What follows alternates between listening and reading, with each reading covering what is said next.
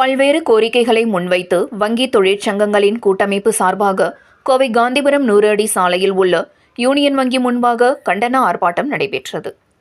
வங்கி வாடிக்கையாளர்கள் சேவைகளை மேம்படுத்த வேண்டும், வங்கிகளில் போதுமான ஊழியர்களை நியமனம் செய்ய வேண்டும், வாடிக்கையாளர்களின் வங்கி கட்டணங்களை குறைக்க வேண்டும், தற்காலிக ஊழியர்களை பணி நிரந்தரம் செய்ய வேண்டும், வாரத்தில் 5 நாட்கள் வேலை, பழைய ஓய்வூதியம், வங்கி செயல்பாடுகளில் அரசியல் தலையீடு இருக்கக்கூடாது, கிராஜுவிட்டி 25 லட்சமாக உயர்த்த வேண்டும், வங்கி பணியாளர்களுக்கு போதிய பாதுகாப்பு கொடுக்க வேண்டும், வங்கி ஊழியர்கள், அதிகாரிகள், வங்கி இயக்குநர்கள் பதவிகளில் உள்ள காலி பணியிடங்களை உடனடியாக நிரப்பப்பட வேண்டும் என்பது போன்ற பல்வேறு கோரிக்கைகளை முன்வைத்து வங்கி ஊழியர்கள் சங்கத்தினர் நாடு முழுவதும் ஆர்ப்பாட்டம் நடத்தி வருகின்றனர்.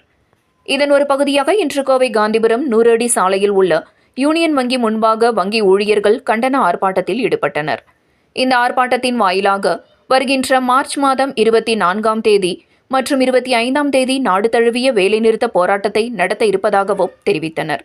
இந்த ஆர்ப்பாட்டத்தினை அகில இந்திய வங்கி ஊழியர்கள் சங்க தலைவர் பாஷா தலைமை தாங்கினார்.